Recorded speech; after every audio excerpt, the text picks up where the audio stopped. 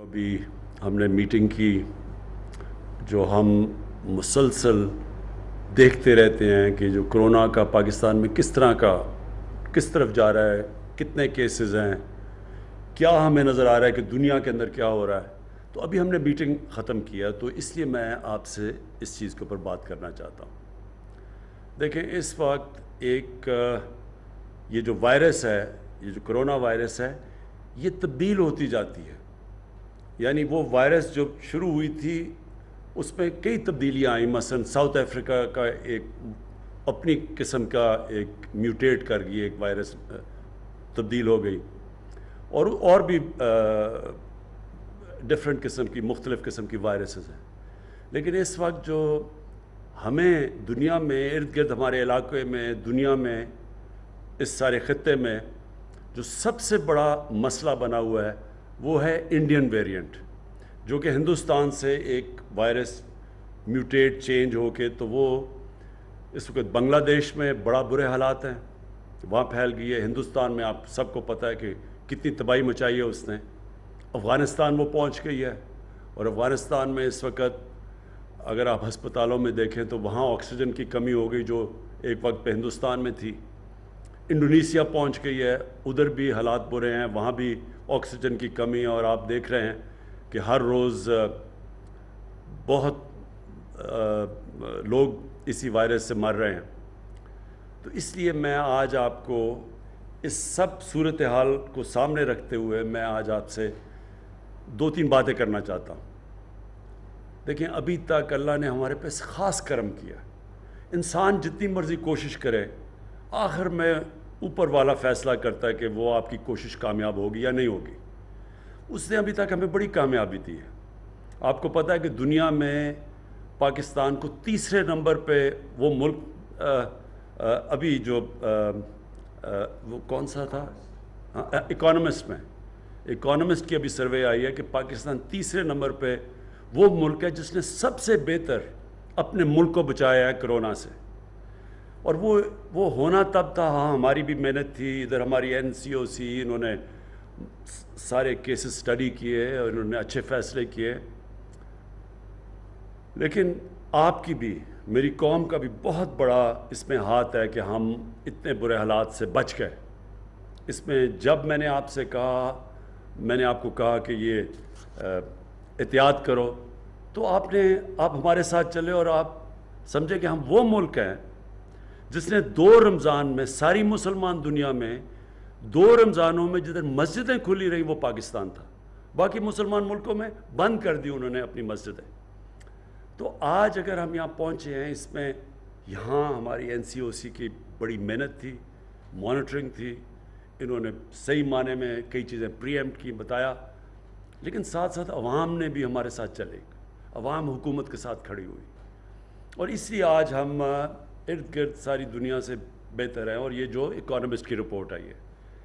लेकिन अब मैं आपसे ज़रा अपील करना चाहता हूँ, क्योंकि आज जो हमने स्टडी किया है, हमारे केसेस नीचे आते आते अब फिर ऊपर जाना शुरू हो गए, और ऊपर इसलिए जा रहे हैं कि ख़ास तौर पे हमें ख़तरा है कि ये जो हिंदुस्तान का जो इंडियन वेरिएंट है, अब ये पाकिस्तान में भी आनी शुरू हो गई है, जो कि अफ़गानिस्तान में है, हमारे साथ वाले मुल्क में, और ज़ाहिर है उसकी चांस है पाकिस्तान में आने के लिए। तो मैं आज सब आपसे फिर से अपील कर रहा हूँ। मुझे पता है लोग थक गए हैं इससे, दुनिया में लोग थक गए हैं ये SOPs के ऊपर चलने के लिए। लेकिन एक चीज़, ये जो मास्क है, ये सबसे आसान चीज़ है कि अगर आप इसकी एहतियात कर लें तो हम ये जो अब खौफ हमें आ रहा है कि चौथा वेव आने वाला है, तो हम इससे अपने मुल्क को बचा सकेंगे। अगर आपने जिस तरह पहले एहतियात की, ये जो मास्क है, और ये मास्क मैं आपको समझा दूँ किधर, जिधर बंद कमरे हैं, जिधर मसलन शादियां हैं, रेस्टोरेंट्स हैं, बंद कमरों के अंदर, और ख़ास तौर पर जब लोग खाना खा रहे हैं, इसका मतलब कि इसकी फैलने की चांस बढ़ती जाती है। अगर आप पार्क में फिर रहे हैं और आपके फासले हैं तो फिर भी आप मास्क से बच सकते हैं। लेकिन बसों में बैठे हुए हैं, लोग भरे हुए हैं गाड़ियों के अंदर, उधर मैं आपसे ताकीद करता हूँ कि कोई मुश्किल काम नहीं है, ये मास्क पहनना कोई मुश्किल काम नहीं। لیکن اس سے ہم اپنے ملک کو بچا سکیں گے. ہاں ہم اپنی معیشت کو بچا سکیں گے جو اب تک ہم نے بچایا ہے. ساری دنیا کے اندر غربت پھیل گئی ہے, غریب کچلا گیا ہے, صرف اس لیے کہ جب آپ لاک ڈاؤن لگاتے ہیں تو سب سے بڑا نقصان کمزور اور غریب طبقے کو ہوتا ہے, اور ہم اب تک بچا گئے ان کو. تو اس لیے اپنی قوم کی خاطر, اپنی معیشت کی خاطر, جو اللہ کا شکر ہے اس نے کرم کیا ہوا ہے, اپنے وہ لوگ جو کہ آپ کے گھر میں جن کو بیماریاں یا جن کو جو بوڑھے ہیں, ان کو بچانے کے لیے میں سب سے پھر سے کہوں گا کہ عید آ رہی ہے, عید کے اندر یہ ماسک پہنے.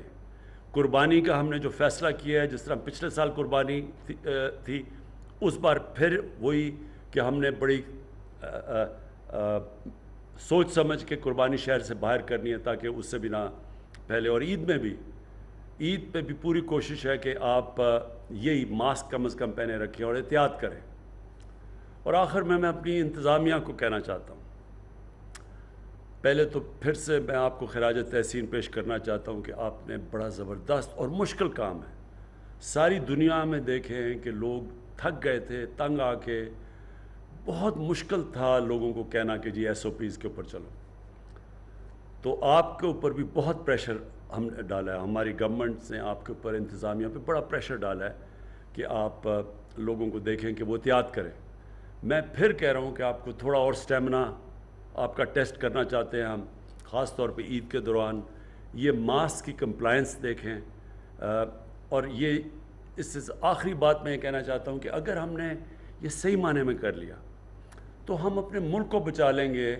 یہ جو چوتھا ویو اگر چل پڑا اور تیزی سے اوپر کیسز چلے گئے تو پھر ہمیں لاک ڈاؤنز کرنے پڑیں گے, ریسٹورنٹس بند کرنے پڑیں گے, شادی ہال بند کرنے پڑیں گے, لوگوں کے روزگار متاثر ہوں گے. اوپر سے ٹورزم, اس وقت ٹورزم کا سیزن ہے, وہ سارے علاقوں کے اندر لوگوں کو روزگار مل رہا ہے, فائدے ہو, وہ سب کے اوپر پھر ہمیں آہستہ آہستہ کلیم ڈاؤن کرنا پڑے گا, لاک ڈاؤن لگانا پڑے گا.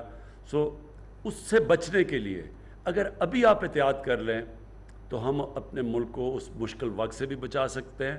اور جس طرح آپ دیکھ رہے ہیں بنگلہ دیش میں لاک ڈاؤن کر دیا ہے, برے حالات ہیں وہاں. انڈونیزیا میں انہوں نے لاک ڈاؤن کر دیا, بند کر دیا سب کچھ, تو ہم اپنے لوگوں کو اس چیز سے بچا سکیں گے.